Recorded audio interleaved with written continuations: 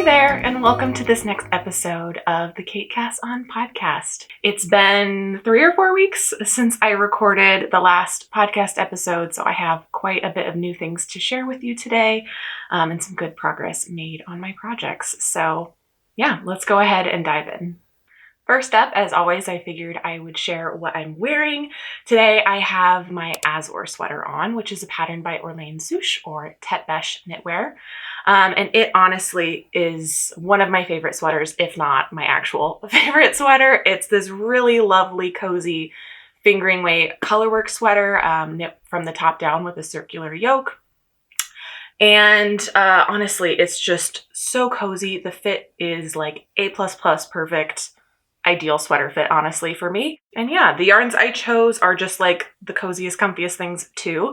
My main color here is Malabrigo Sock in the color Fiona. And then my color work is in some hand-dyed yarn from Red Door Fiber Studio. I got the yarn from their Autumn Royalty collection they did last fall, and it's the colorway called Imagine Being Loved by Me on their Bounce Sock. Which was inspired by one of Hosier's songs. And it's just like lovely. I love kind of the subtle movement in that variegated yarn, and using that for color work I just think is so pretty and nice.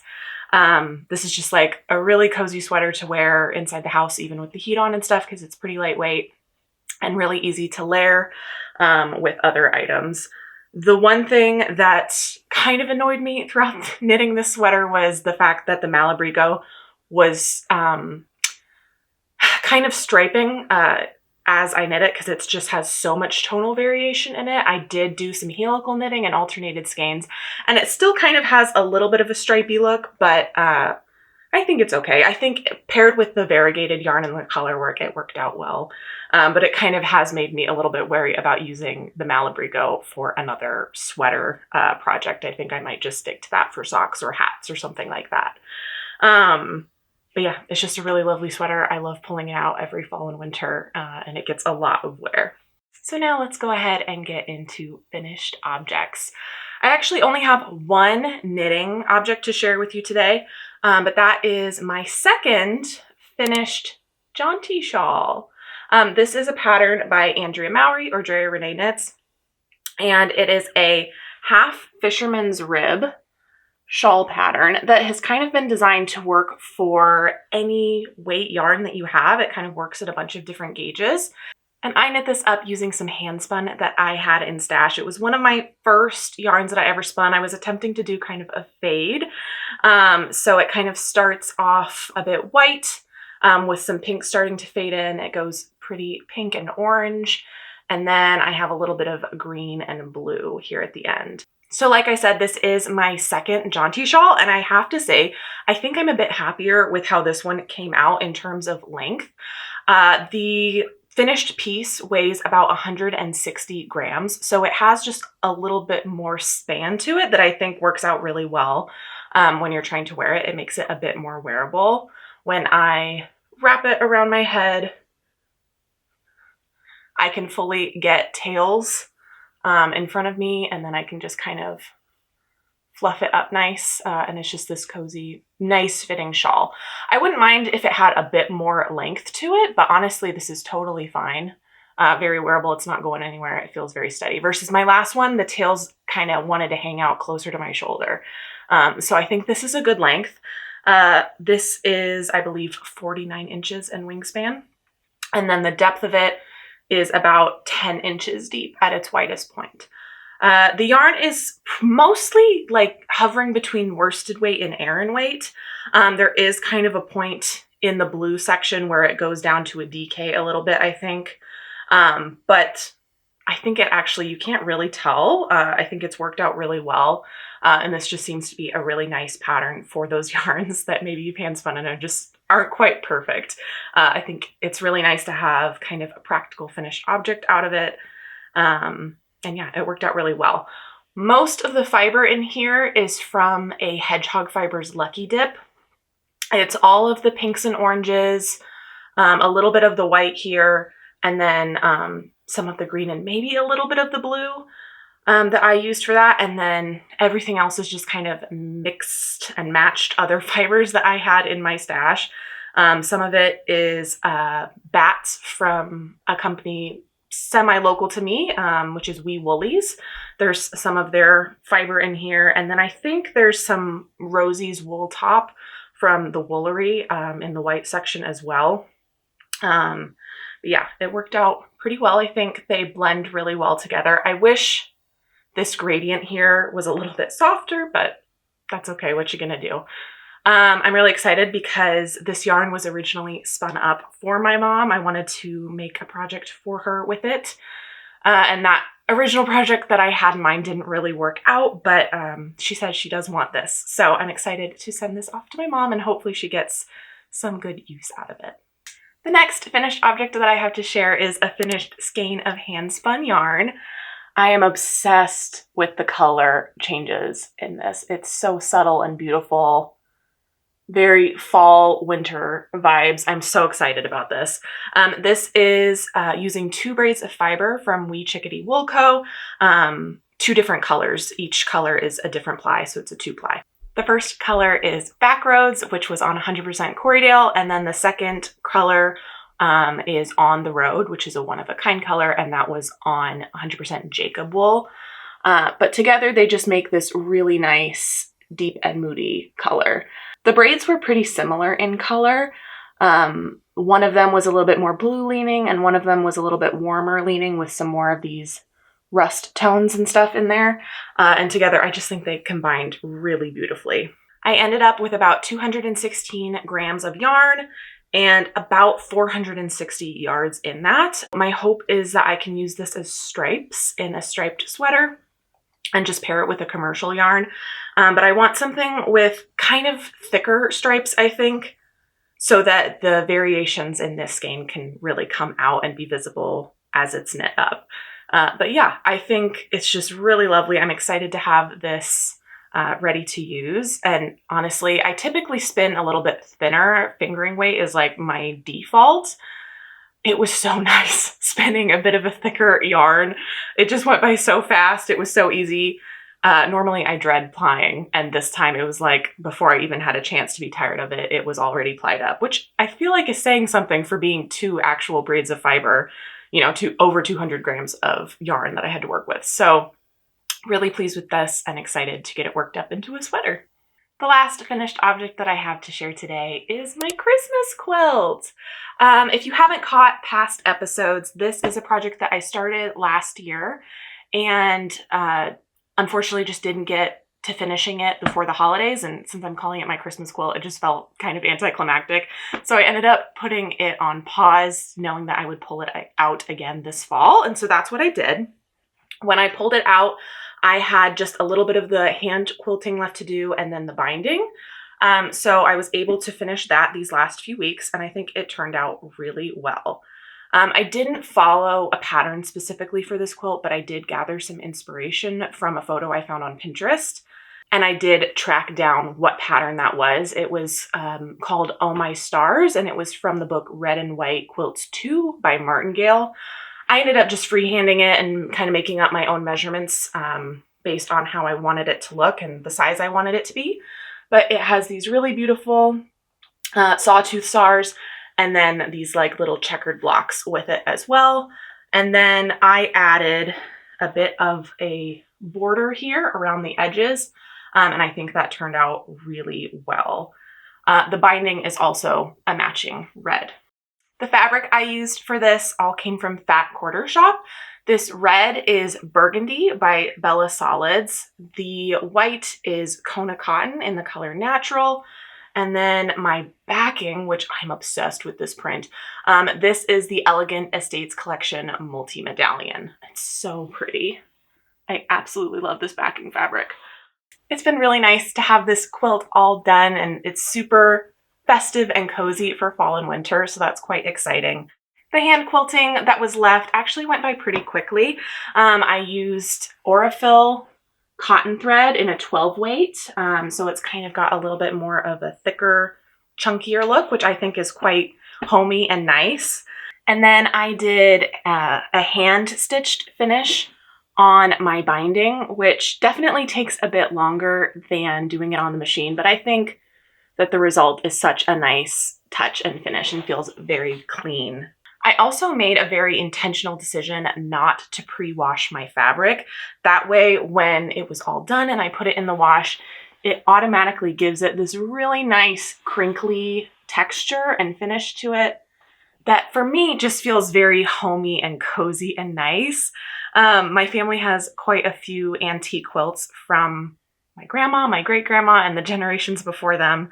And all of them have this really nice crinkly texture that just, it feels like it has so much love and memories and stories in it. And so I always like to try and emulate that in my quilts as well. I just think it adds a really nice touch to it that just makes it feel a little bit cozier. So that was kind of an intentional choice in this. And I think I would probably keep doing that in the future as well. But I'm really excited to have this quilt officially done. It's been a long time coming, and it just looks really lovely in our living room, kind of folded up on the couch, ready to be snuggled up with when you need it. So that's all I have for finished objects today. Now let's go ahead and get into works in progress. I actually have quite a bit to share in this arena today that I'm excited to talk about with you. First is my Louvre sweater, which is a pattern by Petite Knit. I'm knitting this up using Coast to Coast Yarn Co.'s Shaniko tweed fingering in the color Button, and I'm holding it double in order to meet gauge because this is more of like a DK worsted weight pattern. But it's resulting in a fabric that's so nice, so cozy, comfy, so soft, and honestly just reminds me of a cookies and cream milkshake, which is fun. I'm most of the way through the body. And then I also went ahead and got most of the way through my first sleeve. And then I decided I wanted to do a mid-project block. This is my first time working with Shaniko, and so I wasn't sure how much it was going to grow. It is non-superwash, but it's also so soft that I had no idea how much this would grow in the wash. And it did have some growth. I think the body is in a good place still. I think I need to do maybe another inch or so before starting the ribbing. But this first sleeve did grow enough that I'm glad that I stopped when I did. I just finished the decreases as stated in pattern. And I do think it's a little bit longer than I would like it to be at this stage. So the plan is to kind of rip back. I have these markers here. If you can see, I have these markers here showing where my decreases are. I think I'm going to rip back 2, maybe 3 decreases, and then just do that last set of them at a little bit more of an accelerated rate so that I can start my ribbing at the latest by like an inch before this. So that's the plan there. It's really nice having things on stitch wire. These are all live stitches, so it's not a big deal to go rip back or anything. I don't have to undo a cast off edge or anything. But yeah, this project has been so nice and straightforward and easy. This is actually my second Louvre sweater, so it's just been like, I know what's coming. It's really straightforward. The fit is just like good. I don't need to make any changes to it. It's just been a really nice, predictable, easy thing to knit, and I'm really enjoying it. It's just been a nice mindless thing. I also absolutely love the fit of it so far, especially after it blocked out. The collar just grew just like the perfect amount, and it's fitting really well. I'm also really enjoying using this Shaniko. It's so soft, but it has this like nice non-superwash feel to it still that just feels very good, and the fabric is just like so squishy and nice. Like I said, I am holding this yarn double to knit up this sweater, and this yarn is so soft and nice that I can actually easily pull from both ends of my yarn ball, from the inside and the outside, and it like doesn't create a tangled mess or anything at the end. It's really nice. I wasn't expecting to be able to do that, but this is like my 3rd or 4th skein that I've gone through, and there have been no issues at the end, which is just really nice. It just means that I'm not juggling 2 balls of yarn at once along with the sweater. The one downside I have noticed to this yarn is that it is so soft, it really does not want to be spliced. I tried, I think, 3 or 4 times to get this to splice together so that I didn't have to weave in so many ends, and it just doesn't want to do it. It's kind of behaving like a superwash yarn in that way. Not the end of the world at all, just, you know, a little annoying that I have some ends to weave in that I didn't think I was going to have to coming into this. I'm hoping that the next time you see this, this will be a finished sweater. It's really not that much left to go. Just doing that minor modification on the sleeve and finishing that off. Another inch or so on the body before ribbing, and then the other sleeve. So it should be pretty smooth sailing from here. This next project is kind of a new cast on. If you've caught previous episodes of the podcast, you'll know that I was knitting the Recursion sweater by Indigo Knits, but was having some trouble with the fit of it. My gauge was off, the yoke was a little bit too deep, and it just wasn't fitting the way I wanted it to fit. So I wasn't sure what I wanted to do with that sweater. There was a few options I had in mind, and I asked for your guys' feedback and opinions. Thank you so much for everyone who commented or DM'd me. That was really helpful in helping me make a decision. Ultimately, I decided to frog my Recursion sweater and cast on something new. I am filming a project vlog about this, so hopefully, if everything goes to plan, that will be the next video that goes live on this channel. So I'm not going to go into like a crazy amount of detail about this because that video will go into detail about this. But essentially, I decided to take the yarn from the Recursion sweater and kind of create something new.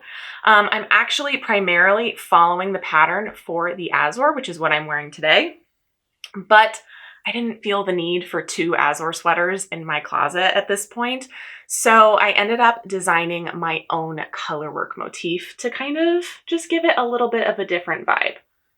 The colorwork motif was actually very inspired by another pattern, which is the Dalloway by Susan Crawford. I absolutely love that sweater pattern, but it just wasn't the right gauge for this yarn, and so I figured kind of melding the 2 patterns together was a good idea, and this way I'm guaranteed to have a sweater that I know I love the fit of. I am using the same yarn that I was using for my Recursion sweater. Like I said, this main color is Cascade Heritage in the color Limestone, and then the contrast color is Sequoia Fingering from Treehouse Knits in the color Edges of Your Soul. Just a really nice color combo, and I knew I wanted to keep these yarns paired together. And I really love the way that the colorwork motif has come out. It just feels very wintry and Christmassy and really nice. And I just think it looks beautiful. So I'm really happy with how this is coming along. I'm actually on the row where it is now officially time to separate for sleeves. So that is good and exciting. I'm through the yoke and I think it's fitting great, especially like when I put it up against my Azor, like everything is going as planned. So that's really good, and it's just a weight off my chest to know that this project is just going to result in a sweater that I know I love the fit of, which I know that there were things that I could have done to the Recursion sweater to make the fit better, but it just wasn't feeling super inspiring or motivating, and it was also a little bit scary to know that, like, while there are things I could have done to help the fit of it, I wasn't sure if they were going to 100% fix the fit of it. So this one I just know was going to do really well, and I'm excited to wear it. It's also just been really fun to have, you know, kind of a semi-design project. Putting together this colorwork chart was a lot of fun and just kind of itched a scratch in my brain to do something a little bit more creative. I'm really excited to share more with you about this project. And like I said, hopefully that project vlog will be the next video that goes live on this channel in a couple weeks.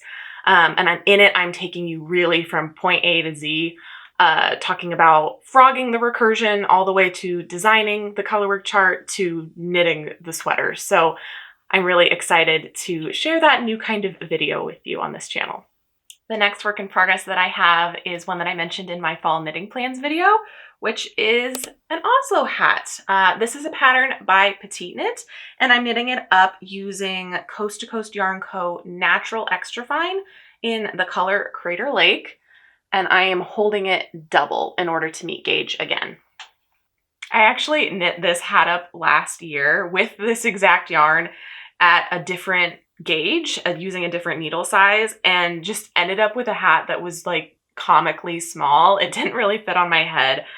So it was always the plan to kind of re-knit this year, ideally using this yarn and hopefully making the gauge work out this time. I honestly don't know what I was thinking last year when I was knitting this up, because I have an existing Oslo hat knit up at this gauge using this weight of yarn that fits me and that I love wearing. And the needle size that I used to knit that version is the needle size that I'm currently using to knit this version, which is a US 4.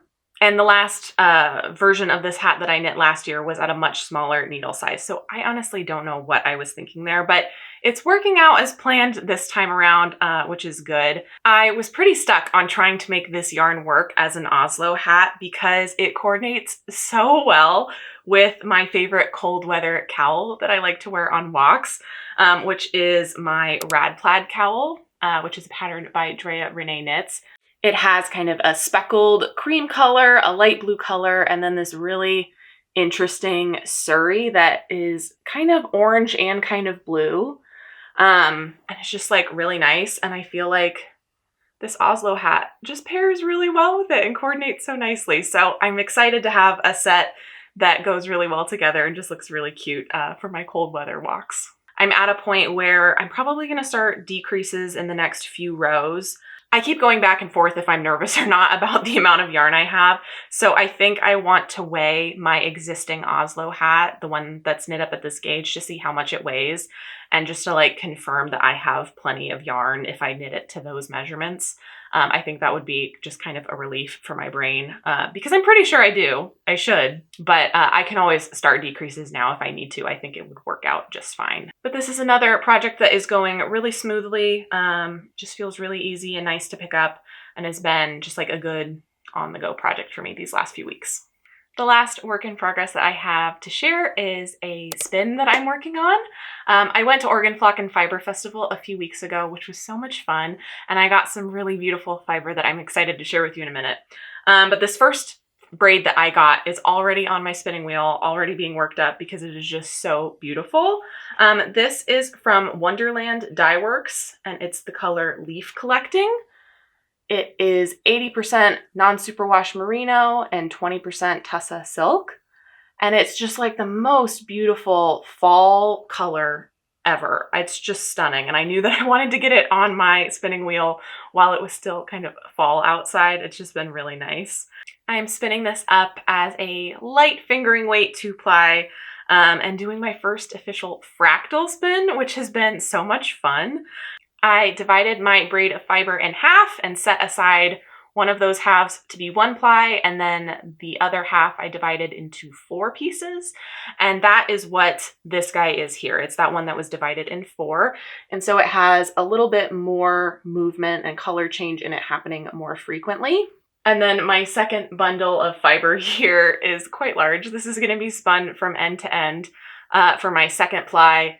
And it's just so lovely. It has so much rich color in it that I think is so beautiful. It's been really fun to spin this up. I'm not gonna lie, I'm a little nervous about spinning this end to end. This is definitely like the widest piece of fiber that I've ever spun. I'm not super worried about that in particular. I'm more worried about my motivation to keep going because this is such a huge nest of fiber. That I know it's going to take me a while to get through it. And at least when you have little nests, it feels like you're making more progress, even if it's really the same amount as I would be making with this. I'm a little concerned about that, but we'll see. It's also going to take me a little bit longer because I realized this braid of fiber was 5 ounces instead of your typical 4, which I only realized when I started prepping the fiber and took the tag off. So that's nice. I'll end up with a little bit more yarn than I normally would from one braid. But yeah, it is going to take a little bit more time to actually spin up, especially coming from doing a sport weight yarn. It's just going to take a little bit longer because this is very, very fine in comparison. But I think it's going to work out well. I'm excited to see how a fractal spin turns out because, like I said, this is my first official one. I have done braids where, you know, 1-ply had slower color changes than the other, but it was never quite as intentional as this. So I'm excited to see how it turns out. That's all I have for works in progress, so let's go ahead and get into purchases and plans. Like I said, I went to Oregon Flock and Fiber Festival a few weeks ago and picked up some fiber. The one that was on my wheel from Wonderland Dye Works is the first braid I got. So beautiful, so excited about it. And then I also picked up 2 of these from Skagit Woolen Works, which these are just so lovely. This is Romney lamb fiber in this really nice chocolate brown color. And I'm really excited about this.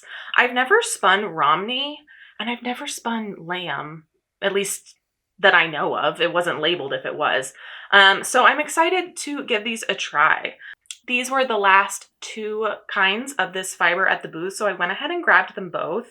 I think they're just beautiful, but I'm not sure what I want to do with them yet. I have about 8 ounces, and honestly, there's a lot of things I could do. So if you have ideas on what I should do with 8 ounces of fiber, let me know, because it's just something I've been thinking about. I do think fiber like this would actually make a really nice Lakes pullover by Ozetta. I don't think that this color is what I want for my next Lakes pullover, but maybe Romney Lamb is the right move in another color, maybe like a gray or something like that. Something to think about. I think I'll see how spinning Romney goes this time around and maybe make that a project for 2026. We'll see. The last thing I got at Oregon Flock and Fiber Festival was this really handy dandy little spinning tool from Skagit Woolen Works, where it helps you track your wraps per inch. It has a little keychain thing on it.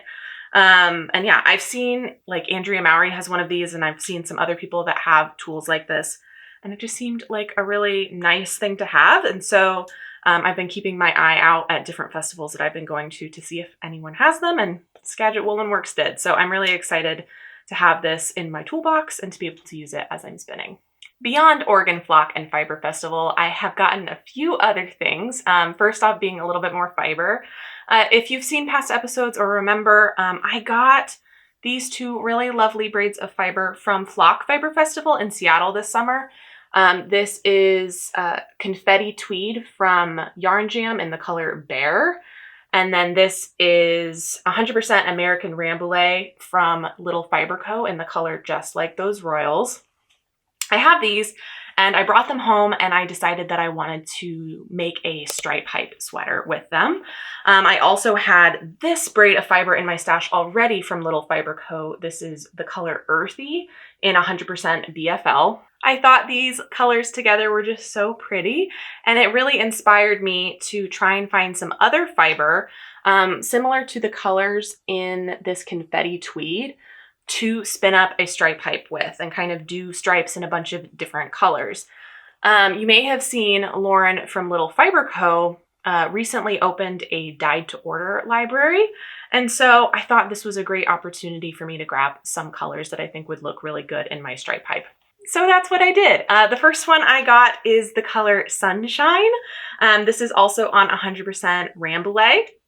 And it's just this really nice kind of buttery yellow that just feels very much like sunshine. I feel like it's very aptly named. So that is one color I grabbed. And then I also picked up a braid of this really lovely kind of soft coral color. I believe it's called Cirrus. It's Cirrus. Also on 100% American Rambouillet. And I just think that these 2 colors pair so nicely with what I already have set aside for my stripe hype. It's just going to be such a happy, cozy little sweater. I technically still need one other color to go with these in order to make the number of stripes that you need for that pattern. I have a brown in stash that could work. I don't know if I love it or not. It might ground it once I see it all spun up. We'll see. Or maybe I will keep my eye out for maybe like a purple. I don't know. We'll see. But this has just been really fun and just such happy colors to add to my fiber stash. While I was placing an order with Lauren for Little Fiber Co., I also went ahead and grabbed a braid of this. This is I Can Buy Myself Flowers on 100% Rambouillet. I'm obsessed with this color, and I have been. I started following Lauren shortly after she did the pre-order for this, and I was so sad that I had missed it because I just think this is stunning and so beautiful. And I've had it in the back of my mind that anytime she does an in-stock update or anything like that, I've kept my eye out for a braid of this. So with the dyed to order library, it was just like the perfect opportunity to pick up a braid of this, and I'm really excited to spin it up. This does pair really, really well with the colors that I have picked out for my stripe hype. I think it would look so cute plied up with any of these. But because it has so much variation, I don't think it makes sense to put into the stripe hype. And so much white, I don't think it makes sense to put into the stripe hype. But maybe if I have leftovers of any of these colors, I could ply it with them. Or maybe I just grab another braid of any of these colors and ply it with this because it's just so cute with all of them. So with all of that, my fiber stash is feeling very full and very inspiring at the moment. I think I'm probably going to put a pause on buying fiber, with the exception of if I can find one last color to go into my stripe pipe, maybe a purple or something like that. If the perfect braid comes across my path, I might go ahead and grab that. But other than that, I think I'm set for a while there. I did buy one other thing these last few weeks that I'm very excited about, and that is this book. This is 200 Fair Isle Motifs, A Knitter's Directory by Mary Jane Mucklestone. I have had my eye on this book for a while. I believe it's out of print. I don't believe they're making it anymore. But I am lucky enough to live close to Powell's bookstores. And so I was able to grab this copy from them. I think it was the last copy they had, so I kind of panicked a little bit and went ahead and got it. It is used, but it's in really good shape, so I'm really happy about that. But similar to my Japanese knit stitch Bibles, this is kind of a directory of Fair Isle motifs, which is just so exciting. I think it's really gonna be very helpful next year. I'm kind of thinking about my goals for 2026 already, and one of the things I would like to do is kind of design my own steeked sweater project for me and my husband, and I think that this is going to be really helpful in that. So I'm really excited about that. I think you can still find copies of this from used bookstores online if you're curious. I had specifically read that this one was really good in a Reddit post that I found in the knitting subreddit. So I really wanted to get my hands on this one specifically. I'm sure there's other ones out there that are fantastic too, but this is a great start for my little library and I'm excited to use it. So that's all I have to share today. I hope you had a nice time sitting down with me and that you made a lot of progress on whatever project you are working on. If you haven't already, if you could take a second to like this video and subscribe to my channel, I would really appreciate it. It truly means the world to me.